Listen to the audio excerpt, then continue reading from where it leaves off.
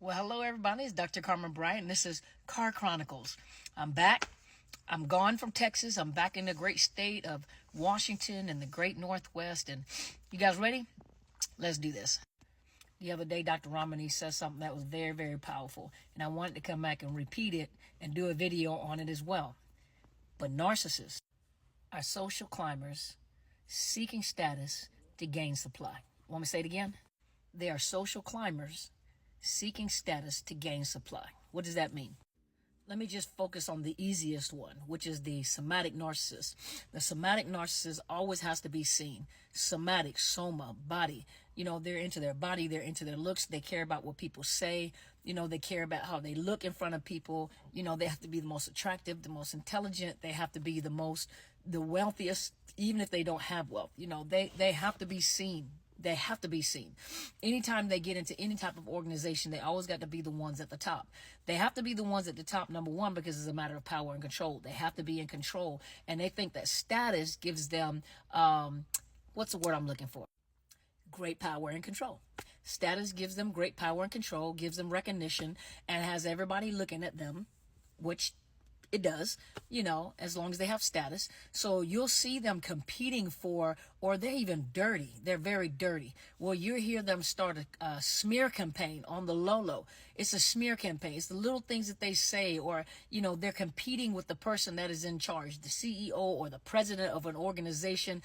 Some of those that might be in like fraternities or sororities, those that may be in, business settings where you have a person that's in charge, a manager or anything, because they're seeking, they're social climbers, and they're seeking status. They want status because they know in their mind status brings power, status brings recognition, status is control. In their minds is control. A good manager, a good leader understands that you don't control the people that are under you, but you lead the people that are under you, meaning that you can do the same things that these people would do. A narcissist, and I give you an example from in the military. Narcissists, they're narcissists that want to be in power. So when they get into a position of power, they get into a position of authority, they abuse their authority. They handle people like dogs, like they've never been at their rank or at their level. They have no empathy, so they don't put their feet in other people's shoes to see how it feels. Or even if they were mistreated while they were in a certain position or a certain level, when they get into that position of power, it's more of, do as I say and not. Matter of fact, the one that I was with used to say it all the time, do as I say, not as I do, which is dumb, because leaders, you have to give the people an example of what leadership is, meaning that I'm not going to be a hypocrite, right? You're not going to be a hypocrite. You're not going to be a hypocrite. So you do the very things that you're saying to the people is the very things that you would do yourself. So if they have to do it, either you have already done it or you're doing it with them. That's leadership. That's what happens in leadership. But for a narcissist is power and control. How many people can I control? I do what I want to do, but I have you guys doing things that I'm not going to do anyway. I may not come to work, but you better be at work. I may not, you're going to cover me. And they're the type of people that make you feel obligated in covering for them as well. So they're poor leaders, they're poor managers. But like I said, they want to be in a position of power in fraternal organization or sororities. They want to be the person that is in charge. Any kind of organization that they get into, they want to be the person that's in charge, the head honcho. So they'll do anything that they possibly do, meaning if they'll give the shirt off of their back, the last dime in their pocket. If you're married to them, be prepared that you may not be able to pay bills, because they'll take that money to funnel it into the position that they're trying to get into, trying to make people like them, trying to cause people to, buying them dinners, expensive dinners, or buying them clothes, or making sure they pay their bills or help them with their bills while you're at home struggling, while this person is impressing other people, impressing other women, impressing other men. They're impressive, but they need to put themselves in a position of power. And so like Dr. Ramani was saying, now I didn't listen to the whole video. I saw that one remark right there, and I said I can run with that, because that applies to anything, even in a position in a family. For those of you that are kind of old school, I'm old school. I do believe the man is the head of the house, but you got to be leading us somewhere. If you ain't leading me nowhere, I can't follow you. So you have to be a leader. See, a king understands the power of a king.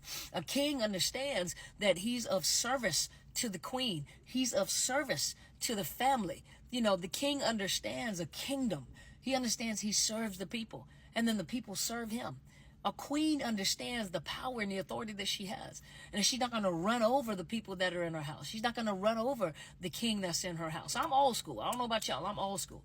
But a queen understands her position as a queen. She understands how powerful she is. She understands that she's the birther. She understands that when that man gives a seed, she can bring back anything. You give me a seed. You give me groceries, I will make a meal. You give me a house, I'll make it into a home. You give me a seed, I'll give you children. You give me your dreams, I help you build your empire. See, that's how queens think, and a king has to understand, how a queen is created, how a queen thinks, how a queen is, how a woman is.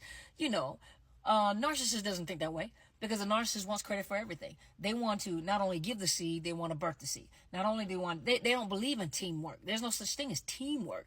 And they have to get the credit for everything. A leader understands, even in the military, one of the things that we used to teach the soldiers all the time, as we were training them to be leaders in the military, is that you don't have to try to get all the credit for yourself. Because number one, your leadership gets the credit. When you are a great leader and you have great people, everyone knows. My leader says the same thing. My mentor says the exact same thing. You a 360 leader. You understand how this is supposed to function, but you may not know the intricate details of everyone's job. You don't understand everything that an engineer is supposed to do. You just know this is what it's supposed to look like. I don't know the intricate details behind what you do. Marketing or HR or public relations, PR, or, videography. There we go. Videography. You got it. That word. Videography and photography. And, I know the picture is supposed to look like that. Make the picture look like this. Well, this is what we're going to have to do. This is the filters we're going to have to use. This is the clothes you're going to have to wear. This is how I want this to look right here.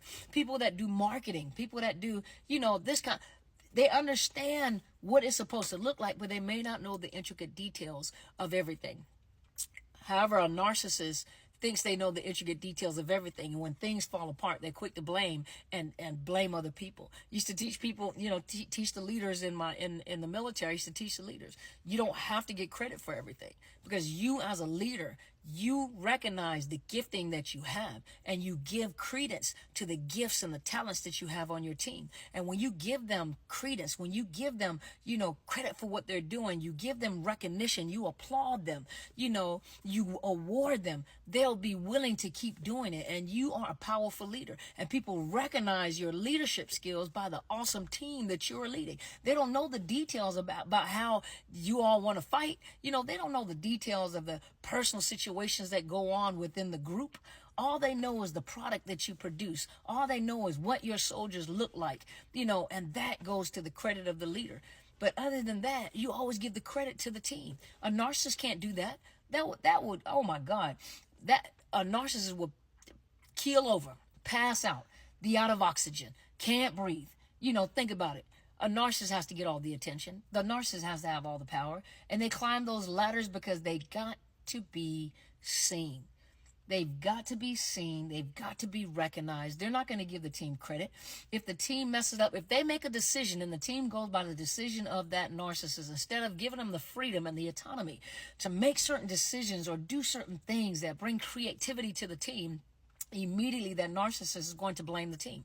And then other good leaders will recognize that as a sorry leader, because every time something good goes on, he or she takes all the credit. As soon as something fails, you don't even take responsibility for that. A good leader takes responsibility for stuff that that the team did. I take full responsibility for that, and we're going to come back and give you a better product. We'll give you a better service. This is what we're going to do.